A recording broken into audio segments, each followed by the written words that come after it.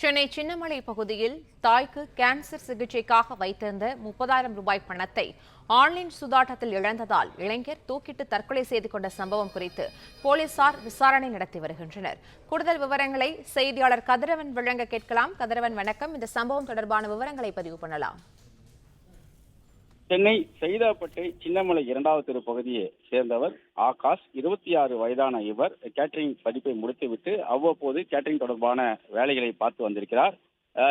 போதிய வருமானம் இல்லாத நிலையில அவரது தந்தையும் கடந்த 8 வருடங்களுக்கு முன்பு இறந்ததாகவும், தாயாருக்கு புற்றுநோயால் பாதிக்கப்பட்டு 4வது கட்ட புற்றுநோய்க்கான சிகிச்சைகள் அளிக்கப்பட்டு வருவதாகவும் தெரிய வருகிறது. தாயாரின் சிகிச்சைக்கு போதுமான பணம் இல்லாத நிலையில அவர் ஆன்லைன் ரம்மி விளையாடுவதை வாடிக்கையாக கொண்டிருப்பதாகவும், சிறுக பணத்தை முதலீடு செய்து அதிலிருந்து சில பணங்களை பெற்றதாகவும் கூறப்படுகிறது. அந்த வகையில நேற்று தாயாரின் சிகிச்சைக்காக வைத்திருந்த 30,000 பணத்தை நேற்று ஆன்லைன் ரம்மி மூலமாக இழந்திருக்கிறார். அதனை எப்படியாவது மீட்டு விடலாம் என்று நினைத்து தொடர்ந்து அவர் விளையாடி வந்த நிலையில இந்த பணத்தை மீட்க முடியாத நிலை ஏற்பட்டிருக்கிறது.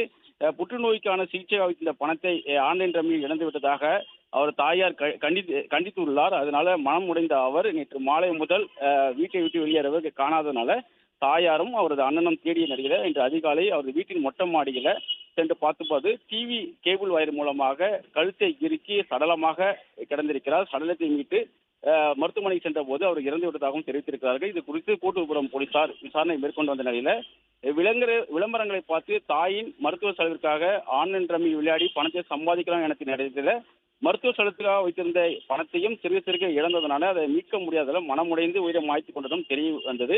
அதே போல தாயாரும் யாரும் ரம்மி விளையாடி பணத்தை இழைக்க வேண்டாம் எனவும், எனது மகனுக்கு போல வேறு யாருக்கும் நடக்கக்கூடாது எனவும் கண்ணீர் மல்க அவர் தெரிவித்திருக்கிறார். தாயாருக்கு புற்றுநோய் தற்போது 4வது கட்டத்தில் இருக்கும் போது அதுக்கு சிகிச்சைக்காக இந்த ஆன்லைன் ரம்மி விளையாடி பணத்தை சம்பாதிக்கலாம் என்று நினைத்த 26 வயது வாலிபர் உயிரிழந்த சம்பவம் பெரும் சோகத்தை ஏற்படுத்தியிருக்கிறது. கோட்டூர்புரம் போலீசார் இது தொடர்பாக விசாரணை மேற்கொண்டு வருகிறார்கள். விவரங்களுக்கு நன்றி கதிரவன்.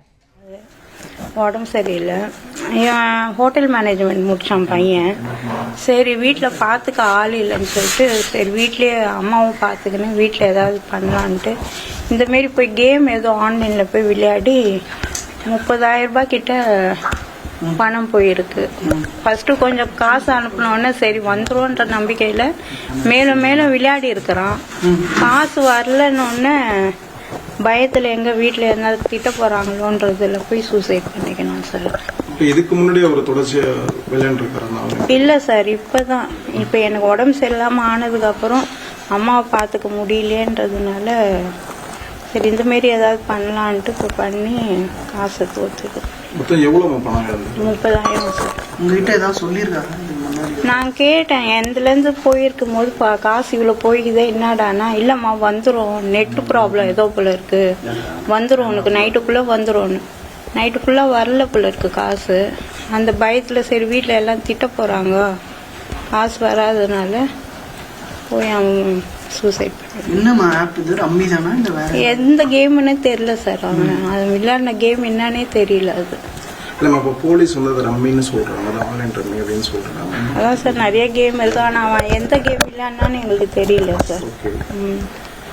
இல்லம்மா, இப்ப இது மாதிரி நிறைய இளைஞர்கள் இது மாதிரி ஆன்லைன் கேம்ஸ் போறாங்க, நிறைய இளைஞர்கள் இழந்திருக்காங்க, நிறைய குடும்பம் பரிதவிச்சு நிற்கிறாங்க. கவர்மெண்ட் கிட்ட ஏதாவது கோரிக்கை? கண்டிப்பா சார், இந்த மாதிரி மிடில் ஈஸ்ட் ஃபேமிலிக்கெல்லாம் இது ரொம்ப இழப்பு. 28 வயசு வரையும் நாங்கள் கஷ்டப்பட்டு வளர்த்து தேவையில்லாம தூக்கி கொடுக்குற மாதிரி ஆயிடுச்சு.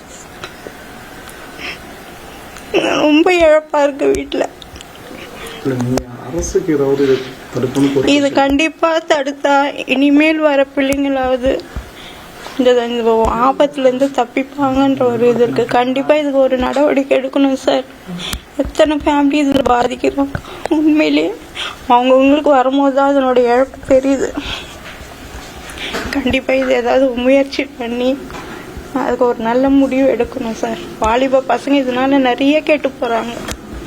நம்மளும் எங்கேயோ நடக்குதுன்னு நினைக்கிறோம், ஆனா நம்ம ஃபேமிலியில நடக்கும் போது அது எவ்வளோ இழப்புன்னு நம்மளுக்கு தெரியுது. கண்டிப்பா இதுக்கு ஏதாவது ஒரு ஸ்டெப் எடுங்க சார், ப்ளீஸ்.